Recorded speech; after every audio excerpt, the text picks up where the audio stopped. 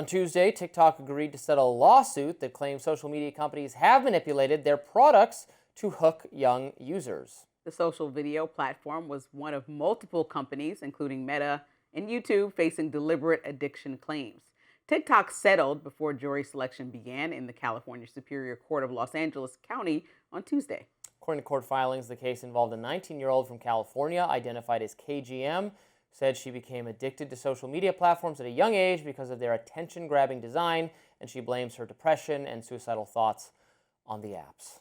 The lawsuit added, quote, borrowing heavily from the behavioral and neurobiological techniques used by slot machines and exploited by the cigarette industry. Defendants deliberately embedded in their products an array of design features aimed at maximizing youth engagement to drive advertising revenue. These claims, if proven, would sidestep the company's First Amendment shield and also Section 230, the lawyers argue. KGM's lawyer said in a statement, quote, KGM reached an agreement in principle to settle her case. Snap settled with KGM on January 20th, leaving Meta and YouTube as the remaining defendants. TikTok and Snap are still defendants in a dozen other trials expected to start in state and federal courts, in 2026.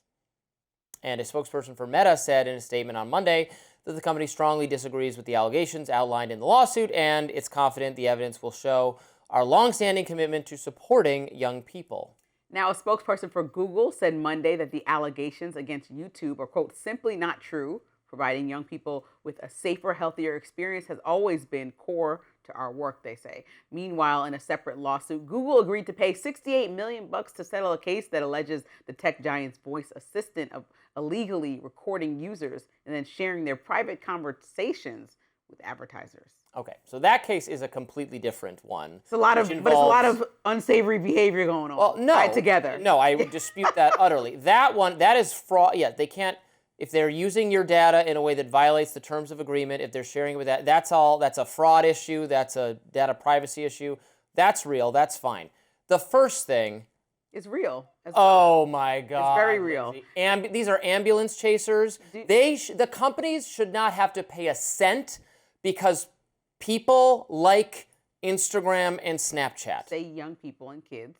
Let's talk about the matter at hand with their addressing. I think these platforms are designed to be addictive. Some adults are addicted to them. What does that say? Because our show is designed to be addictive. I want people to watch it. Okay, but like they're saying with the slot machines. The Hill because they watch too much Rising? No, because this is insane. The slot machine, that's why they have YouTube Kids, right? The slot machines are not supposed to be for kids. And when they implement addictive design right into the app, like endless scrolling or automatic push notifications or streaks and badges and likes so you feel endorphins when somebody celebrates your content. These are all addictive features for young kids that makes them go into adulthood seeking that validation, causing some psychological damage. Validation? We all seek validation. No, it's causing even more problems. I think they should be monitored. They shouldn't just be running amok. I think it causes insecurity. Take some responsibility for your kids' decisions. Stop. These are ambulance chasers making absurd lawsuits, seeking payouts.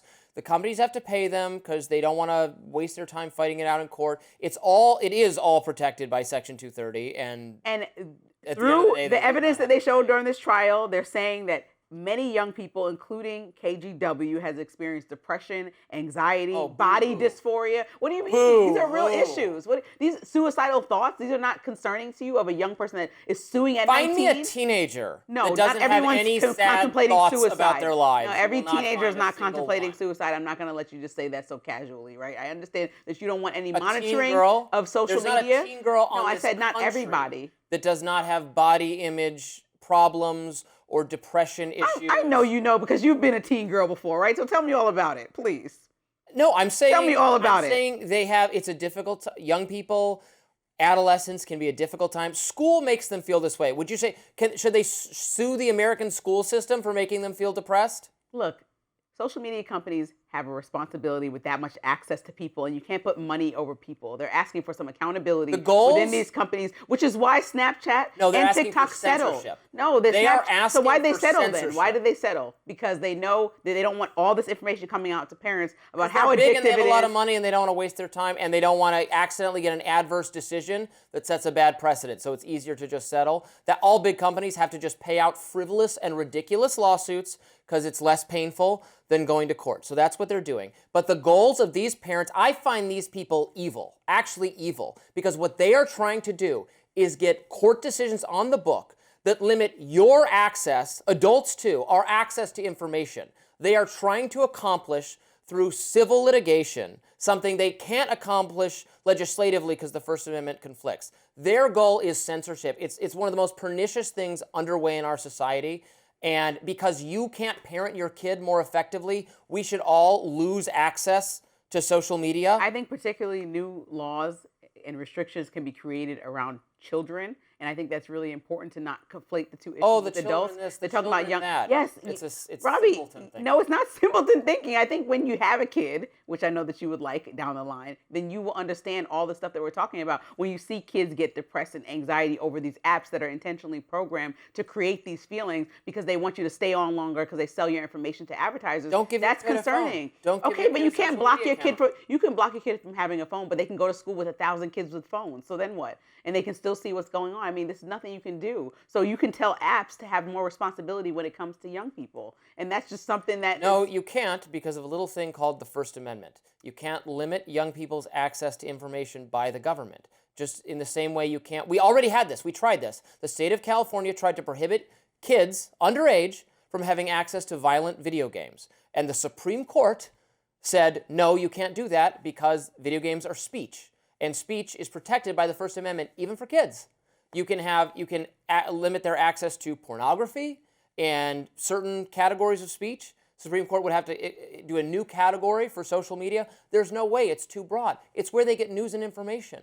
How can you say at 15 we can't let you see the internet, but at 18 we expect you to be a fully formed adult who gets to vote for who the president's going to be? It doesn't make any sense to me. People are making emotional, people are sad, they're too addicted.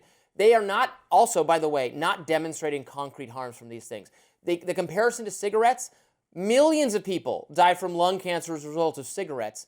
You can't credibly point to more than a handful of possible actual harm being visited on people because of I believe social one of media. the top killers in the United States would be stress, and I think anxiety, depression, all that stuff is connected to stress very closely. Okay, I'm going And to so when sue you're you stressed- then because No, of the I'm stress stressing that you. rising involves on my life. Where's You're my an adult. handout? You're an Where's my adult. handout? It's so insane that you don't want to protect young people from getting this addiction to the social media. It's not that they can't have access to the information at all. It's that you shouldn't be programming in a way that feels like a slot machine for young people. The same way why we monitor gambling for adults. We say that you can have it at a certain age or you can gamble at a certain age. That's all we're saying. I think the information gambling is should be there for fully legal. gambling. For 12-year-olds, you think they should spend all their allowance on gambling and their parents' money if they find their credit card? I don't think they should appropriate spend to you? their parents' money. It's not their money. Okay, so you think they should spend whatever money they have on gambling and go? I think that's a parent's job. to Okay, do that. no, I think that we have to have restrictions in place on purpose, and I think we should continue to look at social media as a new thing that still needs to have restrictions around it. You like to just live in this fake fallacy that we should have no restrictions on AI, the digital space in any way, and it's just going to run amok, especially when children are involved. You have to have some kind of organization and oversight over this to make sure that miss people the aren't forest for getting the taken trees. advantage People of. go, oh no, there's one cat got hit by a driverless car, so we can't have driverless cars, even though they are 1,000 times safer than cars driven by human beings and will save thousands of deaths every year, but one hit a cat, so we can't have them. This is a silly way to do policy making that emphasizes small harms and misses major benefits that vastly outweigh the harms. Well, this is not the That's only social case media. that's ever come up. This is not the only incidence where There are a lot of other wrongdoing. families seeking And payouts so, from we'll see. tech companies. And everybody's yes. just greedy in your mind. And I think it's just No, they're concerned responding to parents. financial incentives. Oops, I slipped. I broke my ankle. Where's my? I'm going to sue the. So no one gets hurt on the sidewalk job company. in real life is what you're trying to say? No, we know these are frivolous lawsuits. I don't agree. All right, speaking of TikTok, they may not be censoring you after all. Their reasons for unusual activity on the app are explained after this.